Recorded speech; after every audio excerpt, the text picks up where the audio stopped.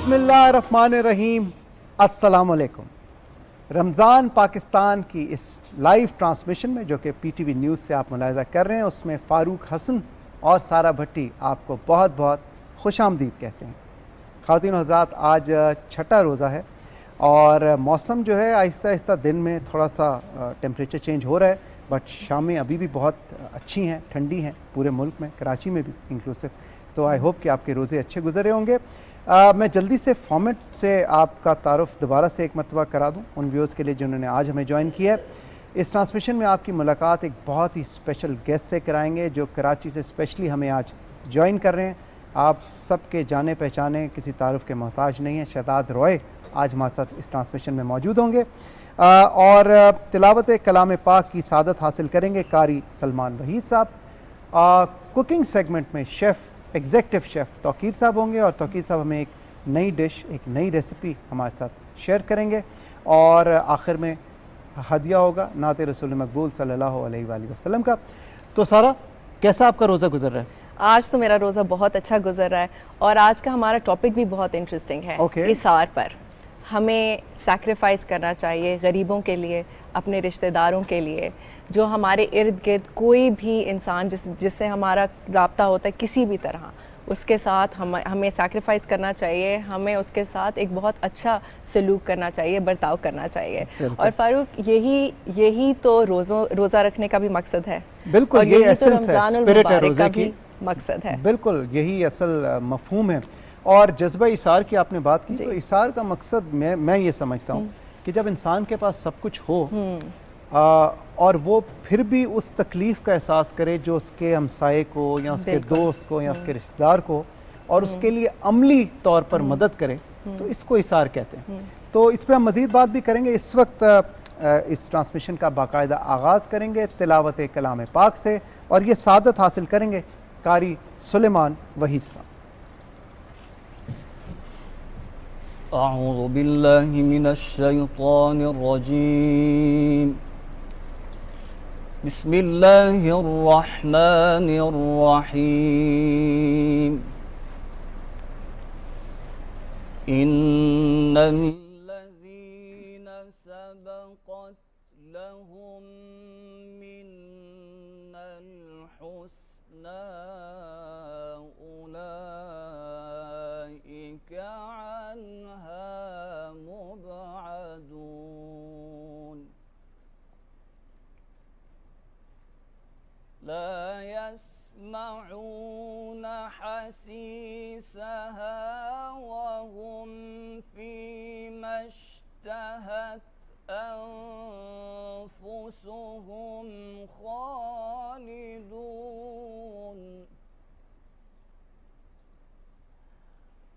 ला यहज़ुनुहुमुल फ़ज़अुल अकबर वततलक़्क़ाहुमुल मलाइका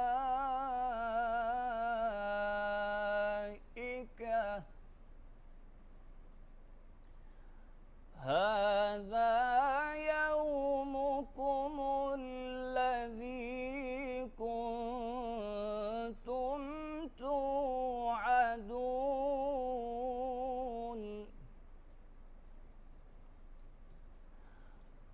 यौम नत्वी अस्समाअ कत्वय्यि सिजिल्लि लिलकुतुबि कमा बदअना अव्वल खल्क़िन नुईदुहु वअदन अलैना इन्ना कुन्ना फाइलीन।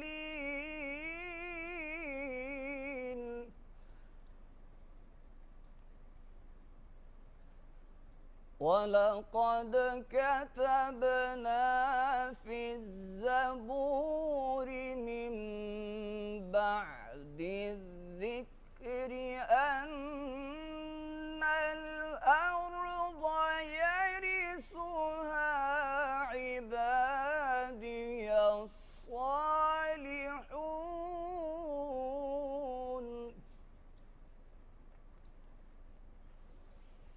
إن في هذا لبلاغا لقوم عابدين وما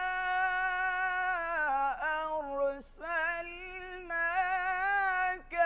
إلا رحمة للعالمين.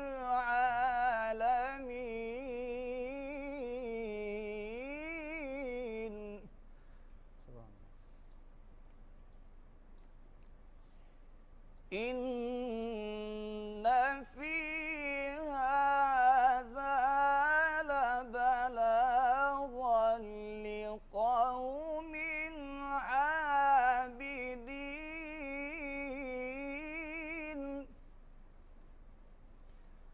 وما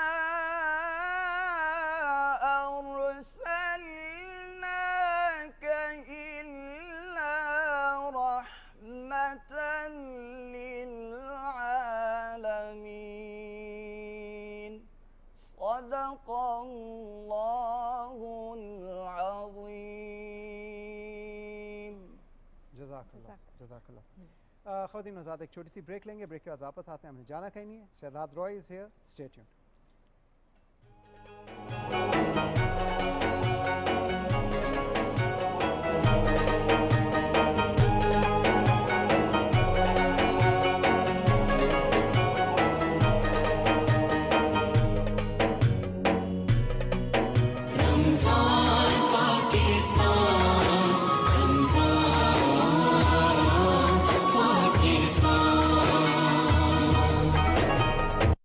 एक ऐसी दुनिया जहां ऊंचाइयों की कोई हद न हो, जहां के खूबसूरत मनाजिर आपकी जिंदगी का हिस्सा बन जाएं। जदीद इंफ्रास्ट्रक्चर से तामीर करता इस्लामाबाद मोटरवे M1 सी पैक्ट रूट पर वाक़, जहां आपकी खुशी, आपका मयार, आपका इत्मीनान और आपके अपनों का साथ हो। New city paradise Islamabad airport से सिर्फ 15 मिनट के फासले पर आपका नया घर।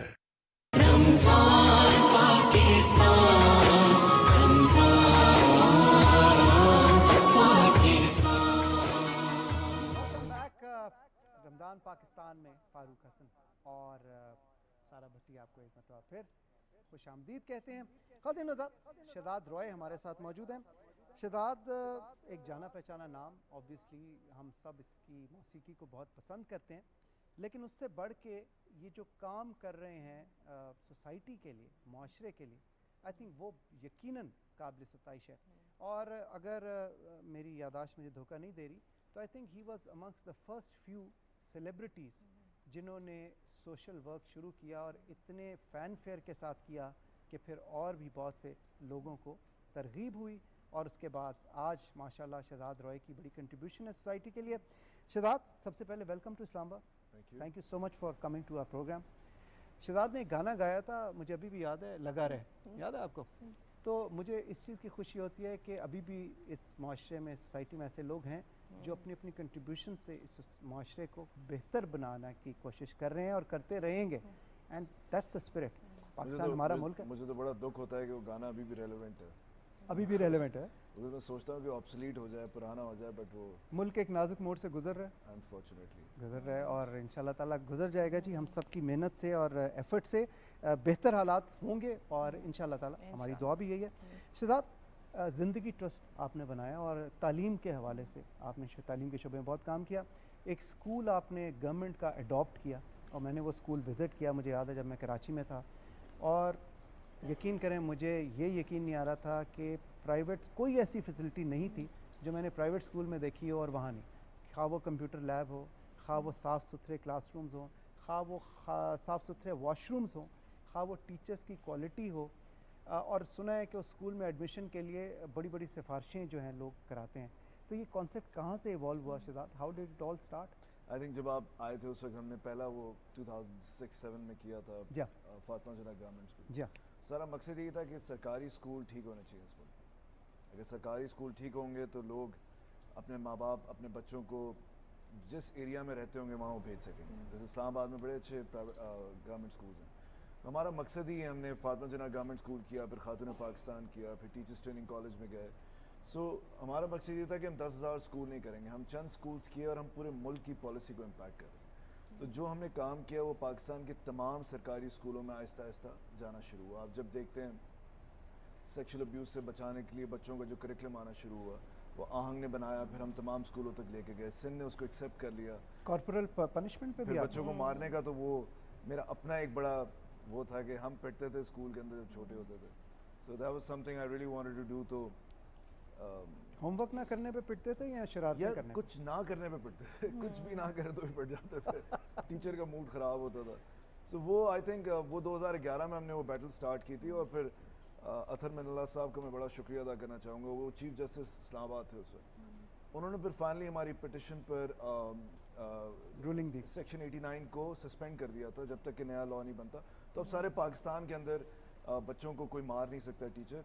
ये नहीं है कि इससे माइंडसेट चेंज हो गया, माइंडसेट अभी भी है, माँ बाप अभी भी मारते हैं, टीचर अभी भी मारते हैं, बट अगर आप पकड़े जाएं तो आप सेक्शन 89 का सहारा लेकर छूट नहीं सकते।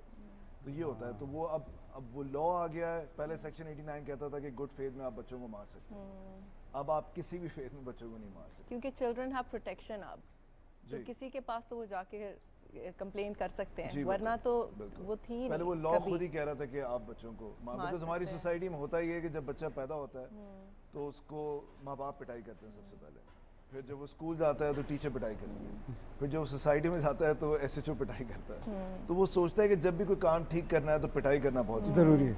सो वो आई थिंक इस पूरे माइंडसेट को हमने चेंज करने में अपना पार्ट प्ले किया। बट आई थिंक और बहुत कुछ करने की ज़रूरत है पूरे माइंडसेट को चेंज करने। लेकिन पिटाई का कभी पर अच्छा असर भी होता है शहजाद। मतलब आप इतने अच्छे अच्छे काम कर रहे हो माशाल्लाह, तो आप कह रहे हो आपको यार आपने बड़ी अच्छी बात की। हमने एक इंटरव्यू रिकॉर्ड किया था, उसमें एक CFO थे किसी बहुत मशहूर कंपनी के।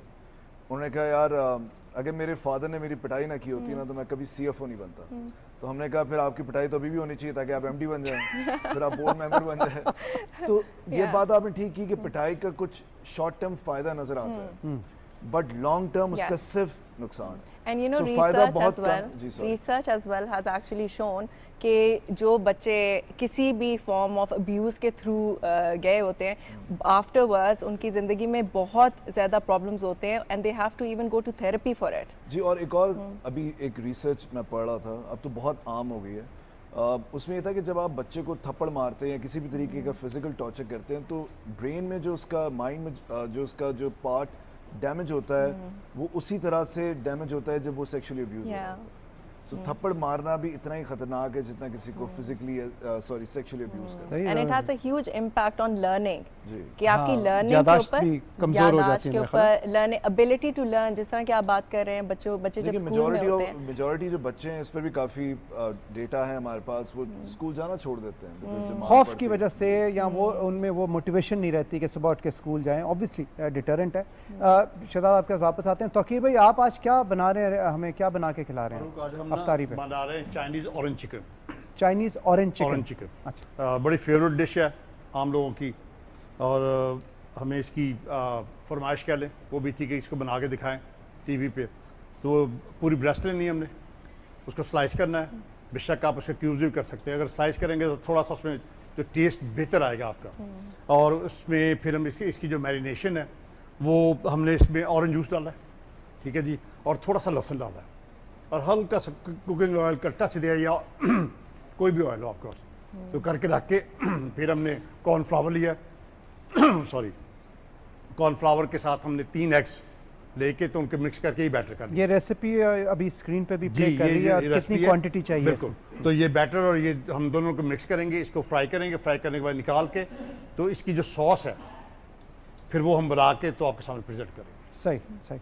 अच्छा शहजाद, ये पहले आप कुछ कहें, मैं समझता हूँ ये सबसे बेहतरीन आर्ट है। आपको पता है मुझे जो पर्सनली जो आर्ट सबसे ज़्यादा पसंद है वो खाना बनाने का, बिकॉज आपके सारे सेंसेस यूज़ हो रहे होते हैं। आप जब देखते हैं, आप सूंघते हैं, आप खाते हैं, आप फील करते हैं, और खुशी भी मिलती है। और ये इतना ज़बरदस्त आर्ट है कि आई विश कि मुझे अच्छा खाना बनाना आता होता। तौकीर भाई आजकल स्टूडेंट्स ले रहे हैं, अगर आपको पता है ENT the word stands for what?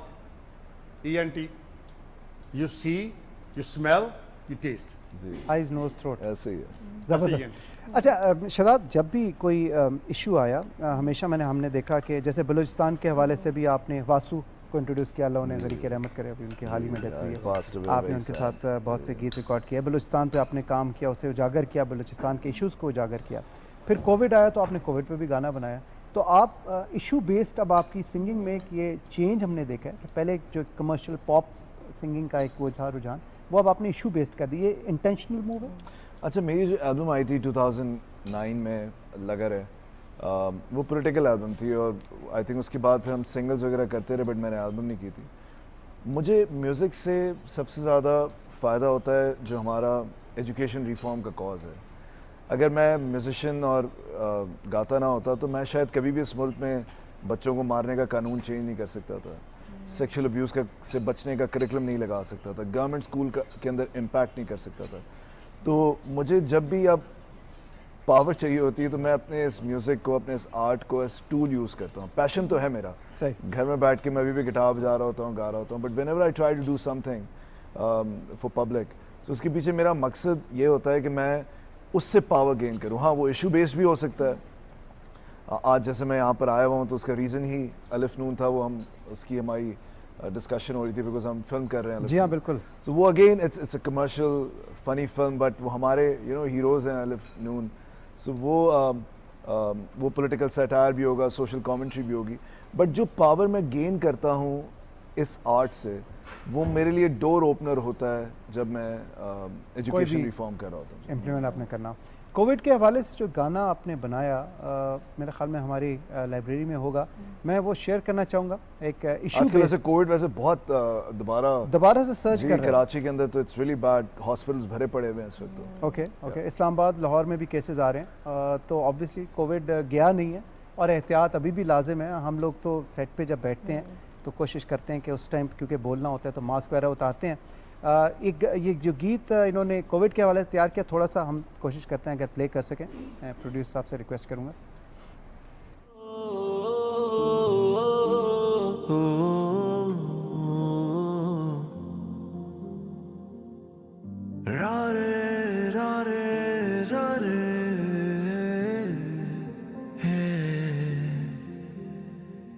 अखियों किनारे डूबे हैं सितारे, अश्क ढले ना ढले, दिया जो जलाया लर्ज़े है साया, रात ढले ना ढले। हाँ, मेरी जिंदगी तो ये नहीं है जो तुझसे जुदा कर दे, मैं तेरे नाल रहना, हाँ रहना, मैं रबड़ू गवाह करके। अखियों किनारे डूबे हैं सितारे, अश्क ढले ना ढले, मौला वे जब तू ही तू है, फिर ये क्यों आँख में आंसू है, प्यार है जब तेरा जलवा, फिर जुदाई क्यों हर सू है।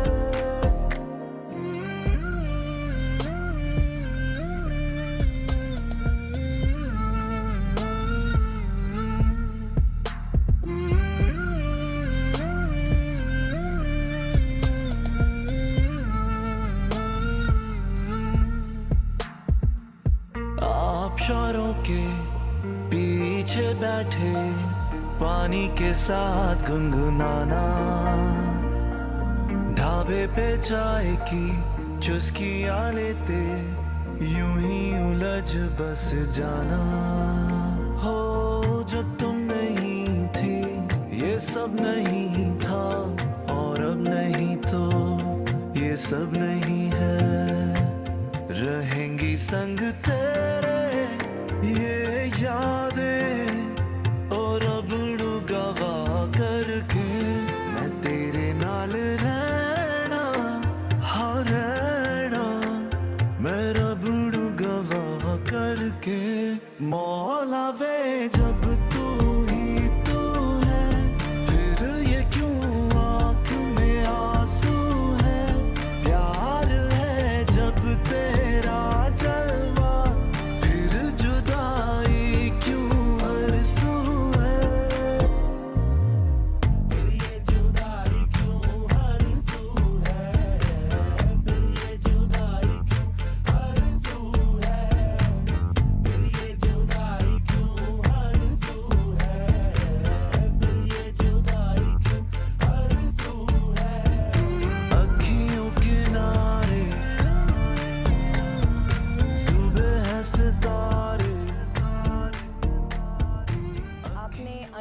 मैरिज के बारे में भी काफ़ी अवेयरनेस रेज की है, सो आप उसके बारे में भी थोड़ा सा बताएं। देखिए, जब बच्चों को आप एजुकेशन देते हैं ना, सिर्फ बच्चों को नहीं, लड़कों को, लड़कियों को, तो वो रियलाइज़ करते हैं, वो क्रिटिकल थिंकिंग डेवलप होती है, सवाल करने की सलाहियत डेवलप होती है। और यही हमारे स्कूलों में होता है कि मैं हमेशा ये बात कहता हूँ कि हमसे जब लोग पूछते हैं कि you know we are really worried about children who are not going to school in Pakistan, तो हम उनसे कहते हैं we are more worried about the children who are going to school in Pakistan. उनका बिकॉज वो 10 साल गुजारते हैं, उनकी कोई क्रिटिकल थिंकिंग डेवलप नहीं होती, उनकी कोई अंडरस्टैंडिंग नहीं होती सवाल पूछने के बारे में। अभी बल्कि अगर आपके पास हो तो आप दिखा सकते हैं, एक बच्ची ने हमारी स्कूल में पेंटिंग बनाई थी जब वो 7th ग्रेड में थी, 7th या 8th में, और उससे अंडर एज मैरिज को डिस्कस किया था उस पेंटिंग के अंदर। तो आप स्कूल के अंदर ही ऐसा एनवायरनमेंट क्रिएट करते हैं जहाँ पर ये सरकारी स्कूल में जाने वाले बच्चे भी एक्सप्रेस कर सकते हैं अपनी फीलिंग थ्रू डिफरेंट और out of the box thinking. Okay, मेरे ख्याल में वो वीडियो अगर हमारे पास लाइब्रेरी में मौजूद है तो प्लीज़ प्ले करें वो video. Created by Amna Jahangir, a student of Zindagi Trust Fatma Jana Government School.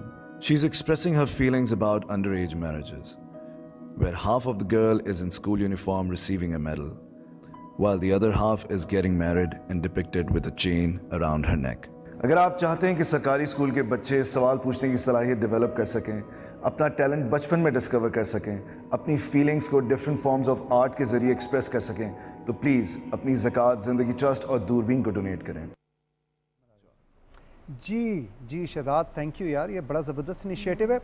मेरा सवाल शहजाद ये है कि जब मैं स्कूल में आया था, जो आपने अडॉप्ट किया था, सरकारी स्कूल था, और आपने उसे बिल्कुल ट्रांसफॉर्म कर दिया और इस तरह का कर दिया कि वहाँ पे बच्चे जो थे दे वर लविंग इट। मेरी उनसे इंटरेक्शन भी हुआ और बड़ी आपको सिफारिशें भी आती थी उस ज़माने में, मुझे याद है कि हमारा एडमिशन करा दें। अभी बड़ी न्यूज़ थी है कि हमारा जो एक गवर्नमेंट स्कूल जो है फातिमा जना जो गार्डन वेस्ट में, वहाँ पर 2500 बच्चियाँ पढ़ती हैं। वहाँ पर इतनी लंबी लाइन लगती है कि रात 9 बजे से शुरू हो जाती है और सुबह 7 बजे फॉर्म्स बनते हैं। तो मुझे खुशी तो होती है, बट दुख ज़्यादा ये होता है कि हम आई होप कि हम अपनी लाइफ टाइम में तमाम गवर्नमेंट स्कूल्स ठीक कर सकें। ऐसा, ये मेरा सवाल एक्चुअली यही था कि जब आपने ये पायलट शुरू किया था, आई थिंक अर्ली 2000 में, 2006 में जब आपने ये अडॉप्ट किया था, उस वक्त इसके पीछे सोच, मेरी आपसे जब बात हुई थी तो आपने बताया था सोच यही है कि इसको हम एक सक्सेसफुल मॉडल के तौर पे पेश करेंगे और फिर ये हम रेप्लिकेट करेंगे बड़ी तेज़ी के साथ। बिल्कुल यही बात हुई थी। तो उस बात को भी अब मेरे ख्याल में 12-14 साल तो गुजर गए हैं, लेकिन अभी भी आपके 4 स्कूल आपने।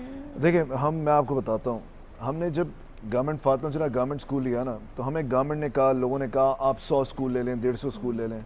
मैं उनको यही बात समझाता था कि हमारे ये जो गवर्नमेंट स्कूल्स हैं इसमें हज़ारों बच्चियाँ पढ़ती हैं। खातून पाकिस्तान में, फातिमा जना में, जो अब दूरबीन टीचर्स ट्रेनिंग कॉलेज हम लेकर आ रहे हैं, स्टार्ट हो गया है, 4 डिग्री प्रोग्राम है, उसका पहला बैच आने वाला है। यहाँ पर काम करके हमने पूरे मुल्क के अंदर 8 पॉलिसी चेंज कर दी हैं।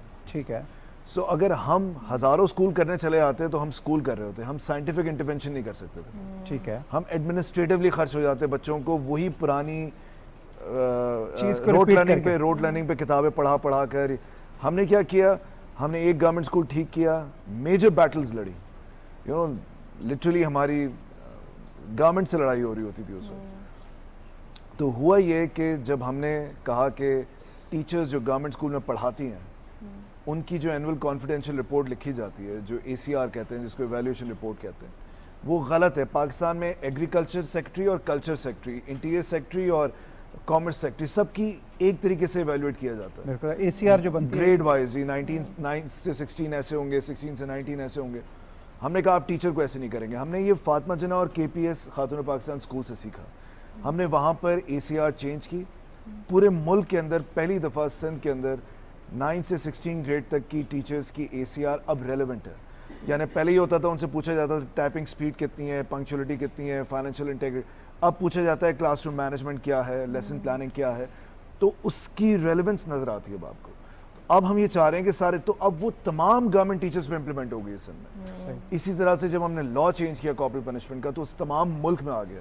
जब हम सेक्सुअल अब्यूज़ का करिकुलम स्कूलों में ले गए, इस तरह हम आर्ट का लेके जा रहे हैं, तो हम पूरे लाखों करोड़ों बच्चों को इम्पैक्ट करें by just turning around few schools. तो हमने कहा हम एडमिनिस्ट्रेटिवली नहीं खर्च होंगे, हम साइंटिफिक इंटरवेंशन करके उसको पॉलिटिकल में कन्वर्ट करेंगे। So we have changed most of the policies in this country जहाँ तक education reforms का ताल्लुक है. We're also standing up against, क्योंकि आप तो सोसाइटी के नॉर्म के अगेंस्ट स्टैंड अप कर रहे हैं, तो वो तो बैकलैश बहुत नहीं होता, रिटेलिएशन बहुत ज़्यादा नहीं आती? बहुत आती है हमें, लैंड माफिया, हमारे दोस्त पॉलिटिशियंस, टीचर्स, एजुकेशन डिपार्टमेंट्स, सबसे आती है. बट लेकिन हर जगह ज़बरदस्त लोग होते हैं. यू नो, 4 अगर आपके खिलाफ होते हैं. जब आप देखते हैं कि एक बच्ची बेस्ट प्राइवेट स्कूल्स को हराती है, एक गवर्नमेंट स्कूल की बच्ची आर्ट एग्जीबिशन के अंदर पूरे पाकिस्तान को हरा देती है, एक स्कूल से इस तरह की पॉलिसी निकल के आगे जा रही है, एक ऐसी बच्ची अंडर एज मैरिज पे पेंटिंग बनाती है, और इस तरह की हजारों एग्जाम्पल. बहुत टैलेंटेड. तो देखें, ये जब होता है ना, तो फिर आपके साथ फेलो ट्रैवलर्स मिलते जाते हैं और फिर आपको मौका मिलता है पॉलिसी चेंज करने. देखिए, हमारे मुल्क के अंदर ये तो आपको पता है, मैं बहुत ब्लेस्ड हूँ कि मैं म्यूजिशियन था, पॉपुलैरिटी की वजह से चीज़ें चेंज कर पाए. बट हमारे यहाँ मुनाफिकत भी बहुत है. अभी मैं रमज़ान में ही हम बैठे हैं, मैं ये सोच रहा था कि हमारी नेकियों की भी एक्सपायरी है. वो 30वें रोज़े को ख़त्म हो जाती है. कहते 30वें रोज़े के बाद नेकियों के नहीं होनी चाहिए. तो वो इस तरह के माशरे में जब आप रिफॉर्म्स लेकर आते हैं तो ऑपोजिशन आती है, बट सपोर्ट करने वाले लोग भी बहुत नज़र आते हैं. तो आपको होप मिलती है कि सिर्फ मुनाफिकत नहीं है, बहुत ऐसे लोग हैं जो रीज़न टू बिलीव देते हैं. बिल्कुल. और पता है, कुछ स्टेटमेंट्स आई थिंक हम बहुत क्रिटिकल भी होते हैं अपने ऊपर एज ए नेशन. मैंने नोट किया कौम के तौर पर, हैसियत कौम, कि हर सोसाइटी में, हर स्ट्रेटा में अच्छे लोग हैं और वो काम भी कर रहे हैं. नहीं, पाकिस्तान और उस काम का असर भी आ रहा है. पाकिस्तान में देखें, इस वक्त डिस्पेयर और डिस्पॉन्डेंसी लोग कहते हैं. मैं समझता हूँ ये बेस्ट टाइम होता है जब लोग डिबेट कर रहे होते हैं, डिसएग्री कर रहे होते हैं. इसमें कोई बुरी बात नहीं होती. आप देखें, कोविड के अंदर यूरोपियन कंट्रीज़ के अंदर किस तरीके से लोगों ने कहा कि हम वैक्सीनेशन नहीं लगाएंगे. पाकिस्तान में उसके मुकाबले में ऑपोजिशन ना होने के बराबर थी. बिल्कुल. यानी लोगों ने माना कि पोलियो के बहुत मसले हैं यहाँ पर, क्योंकि आबादी बहुत बड़ी है, मैनेजमेंट कमज़ोर है, बट लेकिन लोगों ने लगवाया. आप देखें, मेजॉरिटी लोगों ने. इसी तरीके से जब हमने बच्चों को मारने का कानून चेंज किया, आप देखें कितनी बड़ी तादाद में आज अगर टीचर मारता है तो किस तरह से शेयर होती हैं वीडियोस. ये कल्चर हमने स्टार्ट किया था 2011-12 में, और अब वीडियो शेयर होती है. और अब मेक शो करते हैं, जो माँ बाप अपने बच्चों को भी मारते हैं ना, वो भी अगर कोई वीडियो देख लेना तो भूल जाते हैं कि हम तो मारते हैं, बट इसको पकड़ो, इसको पकड़ो. हम जस्ट सेइंग कि वो एक सोसाइटी ने एक्सेप्ट कर लिया कि अब आप, तो हमारे माशरे में मुझे लगता है बहुत कंटेजियस है गुडनेस. अगर आप जो करना शुरू करते हैं, डिबेट शुरू करते हैं, तो आसानी होती है एक दफ़ा जब आप एक जंप ले लेते हैं. अच्छा, ये मुमकिन कैसे हुआ शहजाद? ये पब्लिक स्कूल्स जो हैं, गवर्नमेंट स्कूल्स, उनके साथ पार्टनरशिप कैसे? क्योंकि आपको भी पता है कि बड़ा मुश्किल होता है सरकारी कामों में मुदाखलत करना या प्राइवेटली. और दूसरी चीज़ ये है कि इसका कॉन्सेप्ट, इसकी फंडिंग, इसका जो बजट है, क्योंकि ऑब्वियसली अच्छा काम करने के लिए आपको बजट भी उतना ही चाहिए होता है. आपने अच्छे क्लासरूम बनाने हैं, पेंट कराना है, बच्चों को यूनिफॉर्म देना है, खाना देना है, दूध देना, तो उसमें बहुत से पैसे भी चाहिए होते हैं. तो ये सब कहाँ से कैसे मुमकिन होता है ताकि और भी लोग अगर सुन रहे हैं तो इंस्पिरेशन ले सकें? अभी जैसे आप ज़िंदगी ट्रस्ट की वीडियो देखिए, हम हमेशा यही कहते हैं कि जब लोग आके देखते हैं तो इतने फेलो ट्रैवलर्स बन जाते हैं. शुरू में मैंने बहुत कॉन्सर्ट्स करके बहुत एंडाउमेंट फंड क्रिएट किया. फिर अब they are such amazing people around the world, जितने भी पाकिस्तानीज़ हैं, बाहर की ऑर्गेनाइजेशन है, मलाला फंड है, बल्कि मैं एक नाम लूँगा, अली तब्बा, जो कि सबसे बड़ा ग्रुप है पाकिस्तान का. तब्बा ग्रुप. अली तब्बा, मैं उनका इसलिए शुक्रिया अदा करना चाहूँगा बहुत, कि जब हम टीचर्स ट्रेनिंग कर रहे थे, इस मुल्क में बीएड प्रोग्राम ख़त्म हो गया था. यानी अब सरकार भी उनको भर्ती कर लेती है टीचर के लिए जिनको पढ़ाने का कोई ताल्लुक नहीं है. चाहे आपने MBA किया हो, कुछ भी किया हो, आप आके NTS का टेस्ट यहाँ पढ़ाना शुरू कर दें. He was the one who said कि नहीं शहजाद, अगर आप लोग ये कर रहे हैं, मैं गवर्नमेंट फंड, हम गवर्नमेंट से पैसा नहीं लेते. हालांकि गवर्नमेंट स्कूल करते हैं, but we don't take money from the government at all. हाँ, बिकॉज हमें लड़ना पड़ता है गवर्नमेंट से एट टाइम्स. अगर हम पैसे ले लेंगे तो हम भी लड़ नहीं सकेंगे उनसे. So Ali Tabba was the one who came forward and said Shahzad कि मैं सपोर्ट करूंगा इस टीचर्स ट्रेनिंग कॉलेज को. जिंदगी ट्रस्ट को तो करते ही थे. उसकी वजह से आज टीचर्स ट्रेनिंग हुसैनाबाद प्रोग्राम शुरू हो गया. ऑक्सफोर्ड यूनिवर्सिटी आया है पाकिस्तान, ये हिस्ट्री इन द मेकिंग है. और उन्होंने आके अब पाकिस्तान के लिए मास्टर्स प्रोग्राम डिज़ाइन कर रहे हैं. तो अब जो बच्चियां इस साल ग्रेजुएट करेंगी हमारे दूरबीन टीचर्स ट्रेनिंग हुसैनाबाद कॉलेज से, वो सरकारी स्कूलों में पढ़ाने जाएंगी 4 ईयर डिग्री प्रोग्राम करके. ये वर्ल्ड क्लास डिग्री प्रोग्राम है. और हम समझते हैं कि इन अबाउट 10 ईयर्स सारे पाकिस्तान के टीचर्स जो होंगे, बिकॉज हर जगह टीचर्स ट्रेनिंग कॉलेज हैं, तो उनको हमारा मकसद है कि हम टर्न अराउंड कर सकें. तो स्कूल से हमने स्टार्ट किया, अभी टीचर्स ट्रेनिंग कॉलेज आ गया. बिकॉज टीचर वो प्रोफेशन है जो सारे प्रोफेशन क्रिएट करता है। सही। और हमारे मुल्क में टीचर्स की डिग्री जो है वो उसको बिल्कुल ही ख़त्म कर दिया गया था। आई थिंक ये पहला सीड हमने रखा है कि जहाँ से अब हम दोबारा इसको एक्सेलेंस की तरफ ले जा रहे हैं। उस पर फोकस नहीं होता उसके and so you are teaching the teachers. आप पहले टीचर्स की तरबियत कर रहे हैं और उसके बाद फिर पूरी नेशन की तरबियत के लिए। तो कोई इंटरनेशनल ऑर्गेनाइजेशंस भी जी, Malala really help me out. Malala Yousafzai, जी, उनकी बहुत कंट्रीब्यूशन है इस मास्टर्स प्रोग्राम में। In fact she is the one जिन्होंने कन्विंस किया ऑक्सफोर्ड यूनिवर्सिटी को to come to Pakistan and work with us. Very nice. अच्छा, आपने भी बात की थी खाने की और दैट इज योर पैशन। तो मेरा ख्याल है कि काफी प्रोग्रेस पूछे कि कहां तक ताकिर भाई क्या कहां तक पहुंचा आपका ये रेसिपी? हमने इसको फ्राई किया। जो बैटर बनाया था वो मैंने आपको बताया था कैसे। उसको ये है कि जब आपने इसको फ्राई करना है तो एक तो थोड़ी सी हमारे पास आग की थोड़ा इसका क्या कहते हैं उर्दू में, आँच काम है। ये जो उर्दू के टीचर भी आजकल हमारे तौकीर भाई को सिखा रहा हूँ, लेकिन पिछले काफ़ी सालों से सिखा रहा हूँ, कोई फ़र्क नहीं पड़ रहा। बताएं।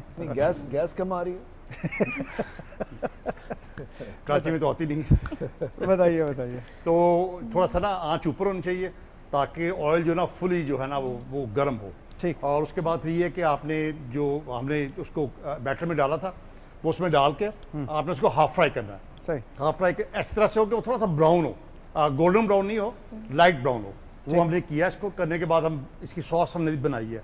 सॉस में हमने ब्राउन शुगर, हनी अगर खालस मिल जाए, जी शहद और अपना हमने बनाई है अपना इसकी स्पाइसी चटनी बनाते हैं हम इसकी ना खुद ही अपने किचन में, जिसमें 2-3 जो लाल मिर्ची हैं उनको, जिसमें मीठी मिर्च भी होती है और तीखी मिर्च भी होती है, उन सबको डाल के उससे बनाते हैं। फिर 2-3 सिरके डालते हैं हम लोग, सोया सॉस डालते हैं इसमें, ऑयस्टर सॉस डालते हैं इसमें। ठीक। उसके बाद फिर हम इसमें जो है ना हल्का सा टच लेमन का देते हैं। सही। और अभी हम जो इसको है ना अब फाइनल टच ये देंगे कि हम इस सॉस में इसको पकाएंगे। और पकाने के बाद फिर आपको प्रेजेंट करेंगे। चलें हम वो चेक करेंगे। शहजाद, नई कैप आपने पहनी फिल्म मेकर की, ये एक कसर रह गई थी क्योंकि ऑब्वियसली बाकी सारे काम तो आपने कर ही लिए हैं मेरे ख्याल में।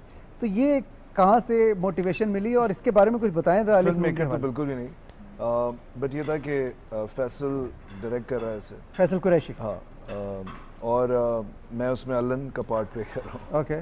और नन्ना कौन है? फैसल खुद ही है। अच्छा, फैसल खुद ही। और लिखी भी फैसल ने। ओके। सो वो again this is something what it's not something हमने कोई एक्टिंग या फिल्म बनानी थी। इट वाज जस्ट समथिंग अलिफ नून जो थे वो उन्होंने सोशल कमेंट्री बहुत की थी। जी हाँ। तो मैं अपने गाने के थ्रू तो लगा रहे और ये सारे गाने मैं करता ही रहता था। बट आई थिंक ये ज़रा 1.5 घंटा मिलेगा हमें ये बात कहने के लिए कि मुझे फिक्र ये नहीं कि ये मुल्क कैसे चलेगा, मुझे फिक्र ये कि ऐसे ही ना चलता रहे। कमर्शियल फिल्म होगी ये? Commercial film, hardcore, it's not like it's a commercial film. Okay. But कहीं थॉट प्रोवोकिंग होगी। थॉट प्रोवोकिंग होगी। और एक्टर्स कौन है इस फिल्म में और कब तक? यार आई थिंक जैसे ही करीब आएंगे तो मैं सारा। अच्छा, थोड़ा सस्पेंस अभी रहना। सस्पेंस बिल्कुल नहीं है, लेकिन इसी साल जी इस साल के आखिर में या 2024 की बिगिनिंग में नाजरीन ये देख सकेंगे। We almost done with the shooting, अभी कुछ रहती है शूटिंग करना, so okay will be done by I think June. अच्छा, और दूसरा जो कमर्शियल म्यूज़िक है, आजकल बहुत से नए सिंगर्स भी आ गए हैं, मैं तो देखता हूँ तो हैरान रहता हूँ, और बड़ी अच्छी आवाज़ है। नबील है और बहुत से हैं सिंगर्स। तो how do you rate your, अब ऑब्वियसली आपके इरा वाले तो अब सीनियर हो गए सारे, अब ये नए न्यू कमर्स आ गए, how do you rate, do you think there is any change in music? मैं इनको देखता हूँ, मैं सोचता हूँ कि हम इतने बुरे थे इनकी उम्र में। They're so good, they're so well dressed, aesthetically अच्छे, वीडियोस इतने सब। मैं अपना को पुराना वीडियो लगा दूंगा, हंसी आ रही होती है। So I just feel they're so good because एक तो क्या कहते हैं जेन ज़ी जो नई जनरेशन है, एक तो टेक सेवी हैं टेक्नोलॉजी के अंदर, फिर उनके म्यूज़िक के अंदर, फिर और पूरा एक जॉनरा और पूरा एक जो सोल और फील और उनकी हर चीज़ जो है वो बहुत इंडिजिनस, मुझे बहुत I think they are so good. मुझे तो पाकिस्तानी जो अभी जितने भी नए आर्टिस्ट आए दे आर वेरी गुड। उनको देख के मैं अक्सर ये बात कर रहा होता हूँ अपने दोस्तों से कि यार दे आर सो गुड कि हम अपना अगर इसके वक्त का जब हम एक दो गाने किए थे शुरू में, सीरियसली हंसी आती थी। लेकिन वो मेरे ख्याल में जब शहजाद ने और बहुत से सिंगर्स के, मैंने बहुत से शोज होस्ट किए शहजाद के भी, बाकी सिंगर्स के, तब बहुत ज़्यादा स्ट्रगल होती थी और ऑब्वियसली अवेयरनेस इतनी नहीं थी, डिजिटल प्लेटफॉर्म्स नहीं थे और बड़ा बेसिक से स्टार्ट करते थे। मुझे याद है अभी भी, शहजाद हंसेगा इस बात पे, कि मैं हमेशा शहजाद को कहता था, शहजाद अगर तुम मुझे तंग करोगे तो इसने एक गाना गाया हुआ नहीं, है, यार, एक्टिव रहोगे तो तुम्हें मज़ा भी आएगा। यार तुम मरवाएगा उसकी वीडियो भी तो मैं कहता था मैं वो प्ले कर दूंगा, लेकिन कहता नहीं। ये कार्ड देना है। यू नो आप लोगों ने, I think what's happened is कि आप लोगों ने लर्न किया है मिस्टेक्स बनाकर, और जेनजी जो है वो लर्न कर रही है लोगों को देखकर कि उन्होंने क्या मिस्टेक्स बनाई है, उनको क्या अच्छा नहीं लगता। उनके पास इतना ज़्यादा कंटेंट है already inspire to be inspired by कि उनकी, दैट्स व्हाई बेसिकली लीग शायद डिफरेंट होगी, क्योंकि आपने बात अभी स्ट्रगल की भी की है ना। But I think technically they are also very good. उनको उनकी प्लेइंग, उनकी और सिंगिंग का style, video making concepts, they are very good. Who do you rate ये जितने अभी नए न्यू कमर्स में से कौन, किसको आप ज़्यादा शौक से सुनते हो? यहाँ आपके सामने ज़्यादा पोटेंशियल है। मैं जितने नए सिंगर्स मुझे नज़र आते हैं, they all are very good. मुझे हसन रहीम बहुत अच्छा है, आई रियली लाइक हिम। फिर उसके अलावा और बहुत सारे नाम हैं, मुझे आप बताएंगे, याद नहीं आ रहे, आप बताएंगे मुझे, लेकिन मुझे बहुत सारे सिंगर्स हैं जो बहुत, अभी मैं बल्कि किसका एक गाना सुन रहा था, बहुत अच्छा था, वेरी गुड। सो ये जितने भी बैंड्स वगैरह, I really like them, really like them. अच्छा, अभी क्या म्यूज़िक के हवाले से क्या, ये तो हमने आपके सोशल वर्क के हवाले से बात की, तालीम के शोबे में जो आप कर रहे हो माशाल्लाह ग्रेट जॉब, और टीचर्स की ट्रेनिंग का कर रहे हो जो कि हमारी नेशन का फ्यूचर शेप करते हैं, उनके हवाले से आपने जो ट्रेनिंग प्रोग्राम शुरू किया है, कमाल, काबिल सताइश।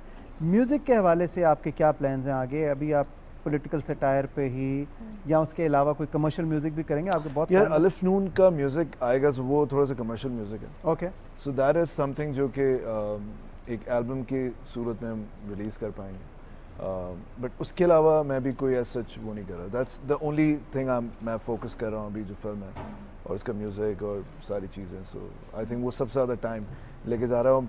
लोगों को अंदाज़ा नहीं है, मेरी आधी से ज़्यादा ज़िंदगी जो है वो दिन की, वो आई थिंक 75% इधर चली आती है, बिकॉज अब हम पॉपुलेशन पे एक बहुत, मैं बिकॉज एम्बेसडर हूँ पॉपुलेशन फैमिली प्लानिंग का, और मेरे दिल के बहुत करीब है, बिकॉज आप जितना एजुकेशन रिफॉर्म कुछ भी कर लें, अगर पॉपुलेशन मैनेज नहीं हुई तो ये सब बेकार हो जाएगा।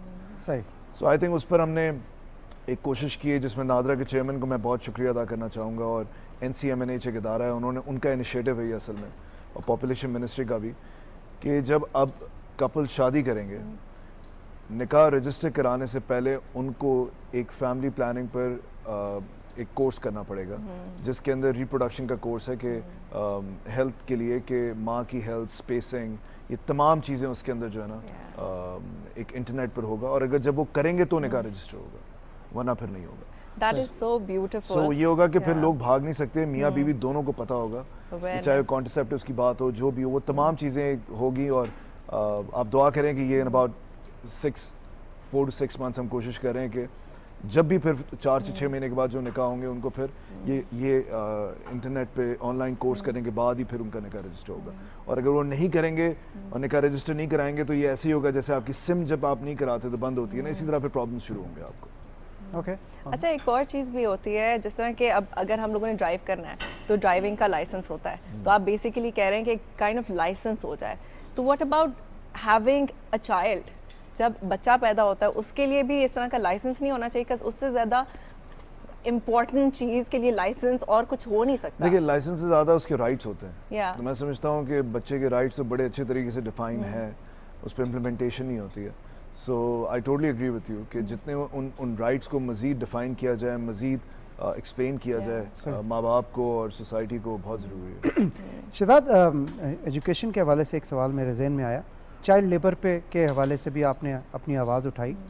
जो वोकेशनल ट्रेनिंग है, ये हमारे मुल्क में बहुत से स्किल्ड लेबर है, लेकिन वो क्वालिफाइड नहीं है। वो जनरेशन दर जनरेशन वो हुनर पास होता है, उसमें खा वो मोटर मैकेनिक हो, AC ठीक करने का काम आता हो, प्लम्बर हो, और इस लेबर की इंटरनेशनल वर्ल्ड में बहुत ज़्यादा डिमांड है। अनफॉर्चुनेटली हमारा कोई सर्टिफिकेशन प्रोग्राम हैं, इदारे हैं, NAFTAC भी है, टेफ्टा भी है, वो काम भी करते हैं, प्राइवेट ऑर्गेनाइजेशन भी कर रही हैं। इस सेक्टर को किस तरह से डेवलप कर सकते हैं ताकि हमारी मैन पावर को एक्सपोर्ट भी किया जा सके और ज़र मुबादला वो कमा के लाएं और पाकिस्तान की तरक्की में हिस्सा डालें? अच्छा, before I answer this question, आपने जो लाइसेंस की बात की, मुझे उससे याद आया कि हम एक टीचर लाइसेंसिंग लेकर आ रहे हैं सिंध के अंदर। वो ये है कि जो भी गवर्नमेंट टीचर अब बन रहा होगा, उसको एक लाइसेंसिंग के थ्रू गुजरना पड़ेगा। और अगर उन्होंने बीएड की डिग्री नहीं ली हुई होगी प्रॉपर तो वो लाइसेंसिंग क्लियर नहीं कर सकेंगे। तो वो फिर नहीं आगे पढ़ा। दूसरा ये कि जितने प्राइवेट स्कूल्स हैं, अभी हम नहीं कर रहे, but in about few years you will see कि तमाम प्राइवेट स्कूल्स को भी इस प्रोसेस के थ्रू गुजरना पड़ेगा, ताकि माँ बाप देख सकें कि वो जिस स्कूल में भी अपने बच्चे को भेज रहे हैं, चाहे वो गवर्नमेंट स्कूल है चाहे वो प्राइवेट स्कूल है, कितने टीचर्स वाकई क्वालिफाइड हैं। तो ये भी एक प्रोसेस हम कर रहे हैं। आई थिंक वोकेशनल ट्रेनिंग की जो बात है, मुझे लगता है कि इस वक्त जो है टेक्नोलॉजी एक ऐसी चीज़ है जिस पर हमें सबसे ज़्यादा काम करना चाहिए हमारे, और टेक्नोलॉजी के लिए, बिकॉज वो एक ऐसी वोकेशनल तो नहीं, अब तो यू नो उसको भी आप एकेडमिक्स उसी में ला सकते हैं, बट उससे लिंक्ड होगी हर चीज़। आप कोई भी वोकेशनल ट्रेनिंग में जाएंगे उसके अंदर टेक्नोलॉजी का होना ज़रूरी होगा, द डिजिटल प्लेटफॉर्म। या सो वो टेक्नोलॉजी को हम जितना ज़्यादा आम करेंगे अपने स्कूलों के अंदर, उतना ही वहाँ से बच्चे फिर वोकेशनल ट्रेनिंग की तरफ निकल सकेंगे। आप कम से कम 5वीं जमात तक तो बच्चों को या 10वीं जमात तक पढ़ना कंपलसरी होना चाहिए, इवन वोकेशनल ट्रेनिंग भी हासिल करें। यू नो चैट जीपीटी के ज़माने में आप अगर बच्चों को पढ़े बगैर किसी वोकेशन में भेज देंगे, उनके लिए फिर टेक्नोलॉजी को कैच करना मुश्किल होगा। और ये बड़ी अच्छी बात है कि मैंडेटरी बेशक करना चाहिए 5th क्लास तक वोकेशनल ट्रेनिंग सबको लेनी चाहिए। शहजाद, टाइम हमारे पास बहुत कम है और मुझे पता है कि आपने वापस कराची जाना है। बहुत बहुत शुक्रिया ज्वाइन करने का। We are really honoured that you came. यार आपको देख के नॉस्टैल्जिक फीलिंग थी। हमने बहुत प्रोग्राम्स इकट्ठे किए हैं। शहजाद के शुक्रगुजार कि उसने हमारी दावत पे ट्रांसमिशन में हिस्सा लिया और बड़ी अच्छी बातें शेयर की। Keep up the good work, we have all the prayers for you. ख़वातीन और हज़रात, एक छोटी सी ब्रेक लेते हैं, ब्रेक के बाद वापस आते हैं। आपने जाना कहीं नहीं है, स्टे ट्यून्ड।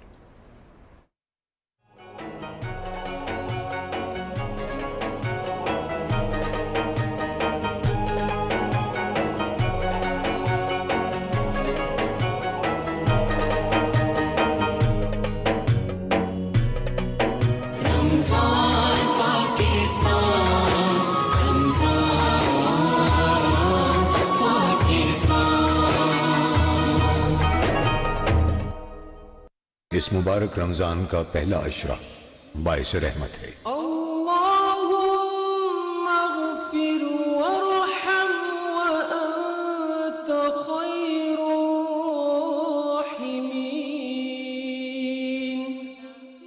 ऐ अल्लाह, मुझे बख्श दे, मुझ पर रहम फरमा, तू सबसे बेहतर रहम फरमाने वाला है। जिधर वो आली मकाम होगा।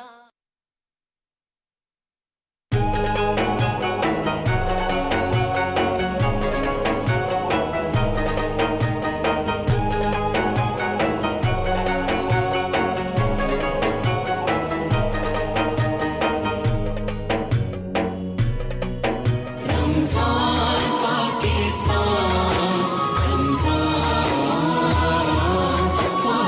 पाकिस्तान, ऐ सब्ज़ गुंबद वाले मंजूर सदा करना, जब वक्त नज़ा आए दीदार अता करना। मैं हूं अहमद रज़ा कादरी। इस माह रमज़ान में रहें हमारे साथ। रमज़ान पाकिस्तान।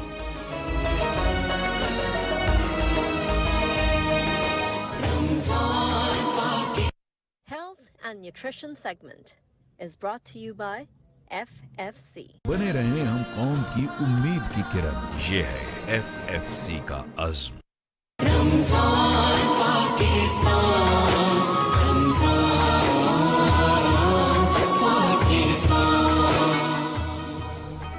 रमज़ान पाकिस्तान में एक बार फिर खुशामदीद। मैं हूँ सारा भट्टी और मेरे साथ मौजूद हैं फ़ारूक हसन जी, और हमारे साथ मौजूद हैं एक बहुत ही ज़बरदस्त डाइटिशियन रुमेसा बासित।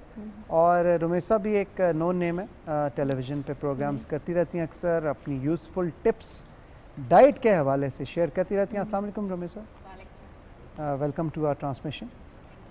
तो मुझे ये बताएं कि रोज़ों में तो आपका काम तो आधा हो गया, मतलब आसान हो गया। आम लाइफ में तो आप सबको कहती हैं ये ना खाओ, दोपहर को इतना कर लो, छोटे मील लो। रोज़े में तो ऑटोमेटिकली आप फास्टिंग पे चले जाते हैं। आई थिंक कि हमारा जो एग्जॉस्शन है ना रोज़ों में बढ़ जाता है। अच्छा, people ask lot of questions. एक मंथ पहले ही ना मेरा फ़ोन बहुत ज़्यादा I receive a lot of queries related to Ramzan, related to intermittent fasting, related to what to do, what not to do. और जितने लोगों को जैसे हमने डाइट प्लान्स दिए हुए होते हैं ना, like they are long gone, कि कुछ अर्सा पहले दिए हुए थे, उनको भी रमज़ान आता है ना तो they keep you know remind करते हैं कि ओहो now we have to get to the fitness regime, now we have to get back on track, lose करना है वेट, किसी ने गेन करना है weight, they all turn back to their goals. लेकिन ये आसान काम, रमज़ान में तो वेट लूज करना आसान काम होगा ना, क्योंकि ऑटोमेटिकली आपको एक मिल जाता है प्लेटफॉर्म। या बट द थिंग इज कि जो रमज़ान का असल एसेंस है ना, लोग उसको भूल जाते हैं। People are all about food. जब रमज़ान की बात आती है ना, आप किसी भी एक्सपर्ट का इंटरव्यू देखें, एवरीवन विल आस्क कि खाएं क्या, क्या ना खाएं, पकोड़े क्यों ना खाएं, खाएं तो कैसे खाएं, उसको हेल्दी कैसे करके खाएं।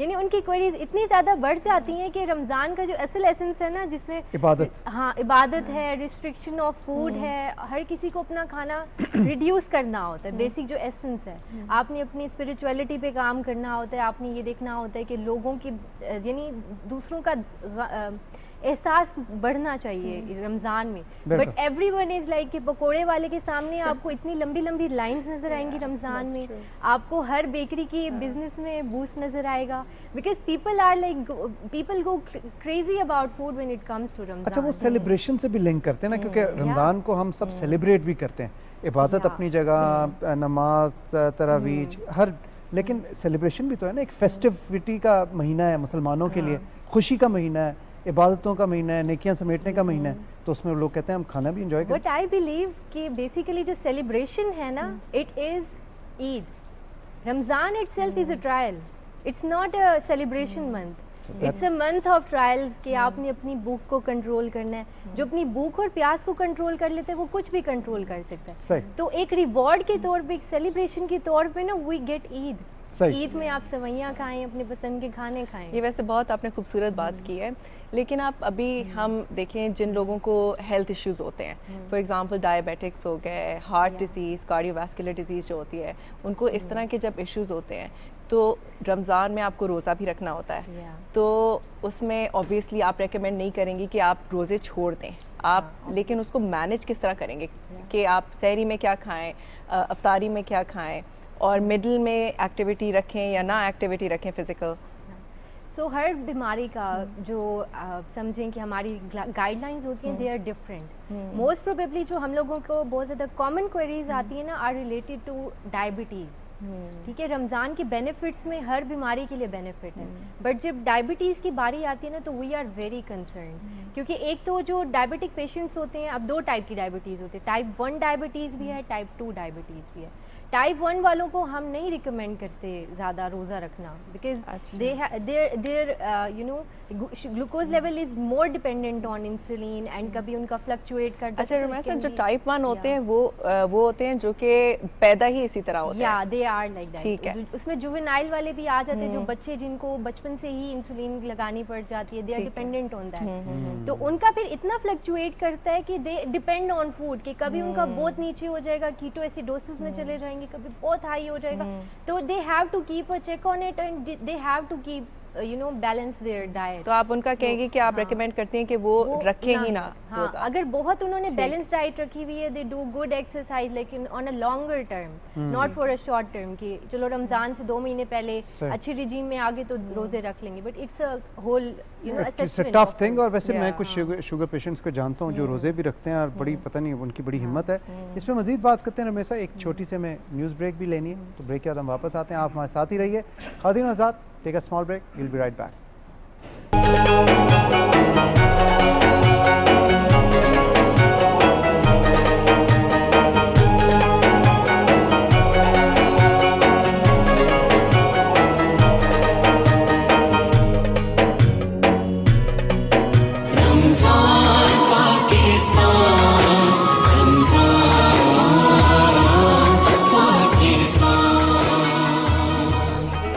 खुशामदीद, मैं हूँ सारा भट्टी और मेरे साथ मौजूद हैं Farooq Hasan.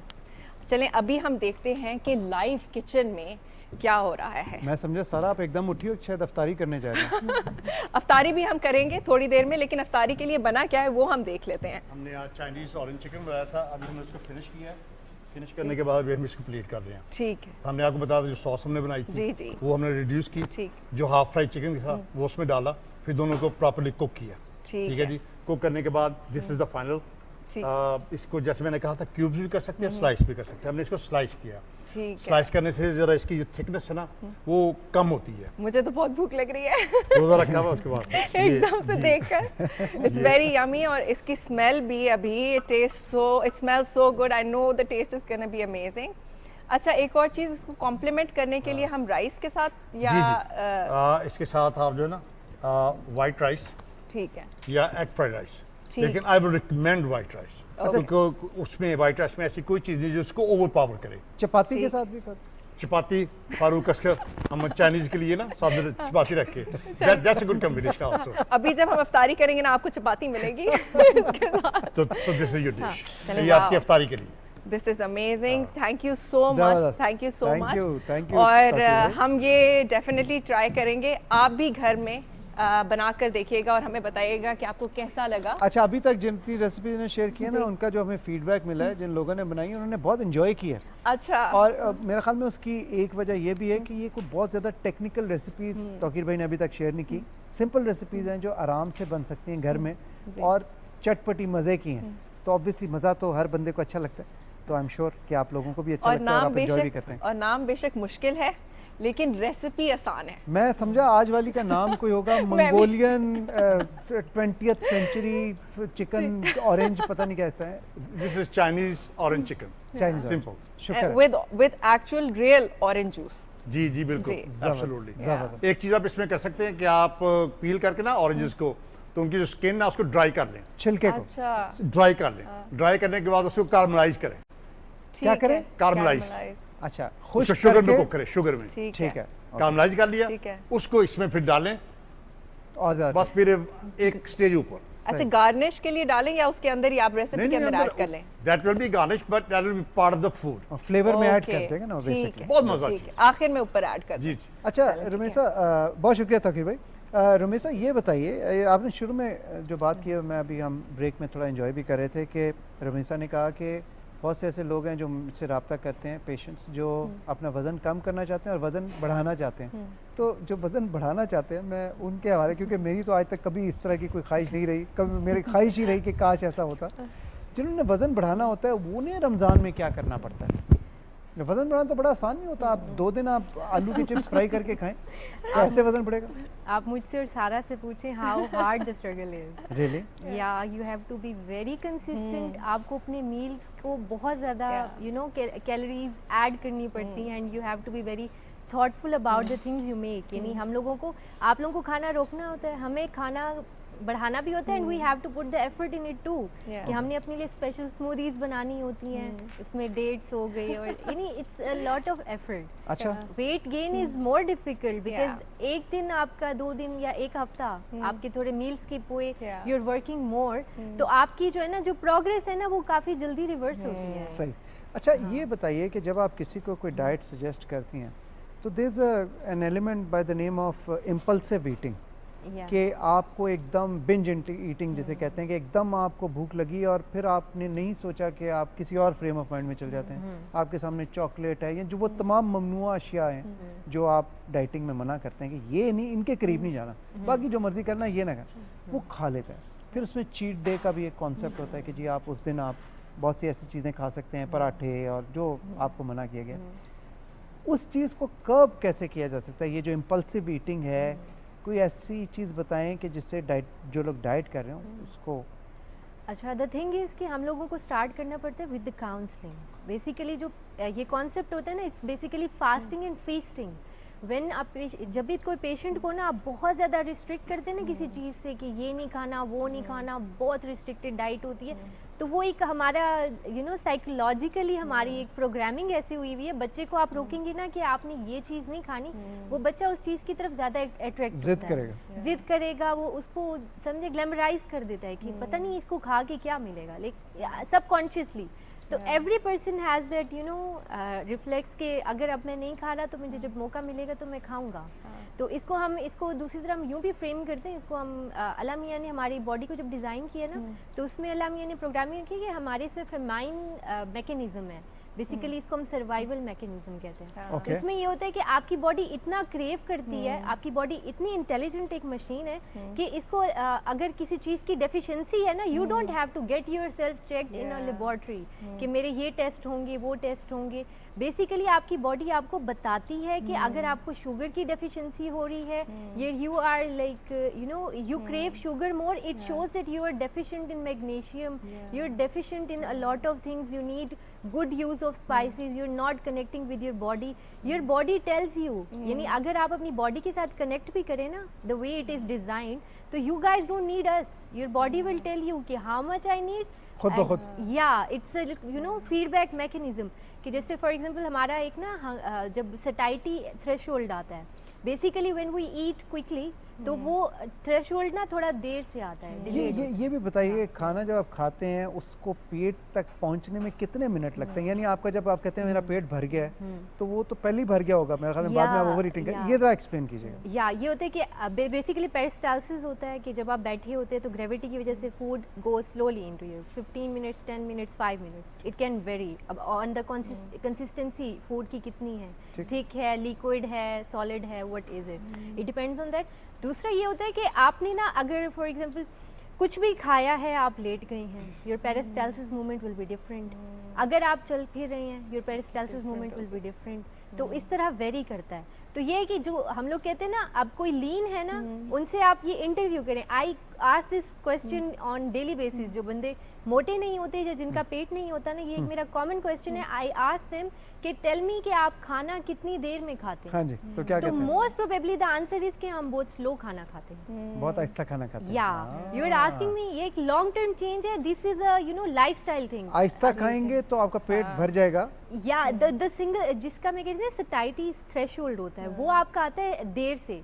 When you eat quickly you don't know you are full, but आप ओवर ईट कर जाते हैं और आपको एक थोड़े टाइम के बाद पता चलता है, वो थ्रेशोल्ड थोड़ी देर बाद आता है कि हाँ अब हमने उतना खा यानी एक नवाला लें, उसका फिर थोड़ा वॉक शॉक कर रहे हैं, कोई फोन पे बात कर लें, या यूं कर लें, you can count it like 32 times chew your food, a single bite. जितना आप च्यू करेंगे, it also has it anti ageing effect too, because your body, your stomach will not make that much effort कि उसको chew करना है, crunch करना है, तो वो मसल्स कम यूज होंगे और इसलिए या so you will not age quickly. Ramesha, thank you so very much, बहुत इंटरेस्टिंग आपने बात बताई। थोड़ा टाइम कम था, इस पे मजीद हम डिस्कशन करेंगे इंशाल्लाह फिर किसी प्रोग्राम में। इस टाइम पे जी हदिया पेश करेंगे नाते रसूल मकबूल सल्लल्लाहु अलैहि वसल्लम का, और ये सादत हासिल करेंगे हनीफ कमर आबादी साहब। अव्वल हम्द सना इलाही जो मालिक हर दा, उस दा नाम चितारन वाला, ओ किसे मैदान नहर दा, माली दा कम, माली दा कम पानी देना, पर मशका पावे मालिक दा कम फुल फल लाना, ओ लावे या ना लावे, मालिक दा कम फुल फल लाना, ओ लावे या ना लावे, नाल इशारे टुकड़े कीता, नाल इशारे टुकड़े कीता, दो टुकड़े चन आसमानी संग रोड़ा थी, जिसने पढ़ाया कलमा जिक्र ज़बानी,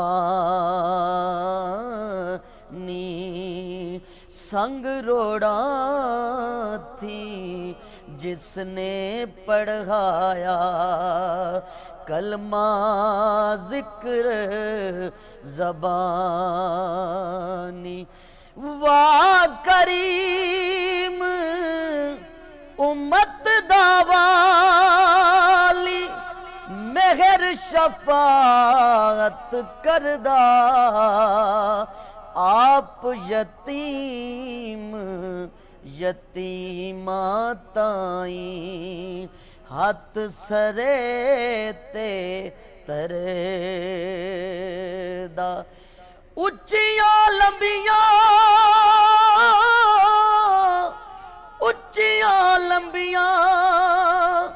टालियां ते घनियां जिन्हां दियां छावां हर शै बाजारों मिल जांदी ए, पर नहीं ओ मिलदियां मावां। हर शै बाजारों मिल जांदी ए, पर नहीं ओ मिलदियां मावां। पाई पाया दे दर्दी होंदे, पाई पाया दे दर्दी होंदे, ते भाई भाइया दियां बावां बाप सरांदा ताज मुहम्मद, मावां ठंडियां छावां।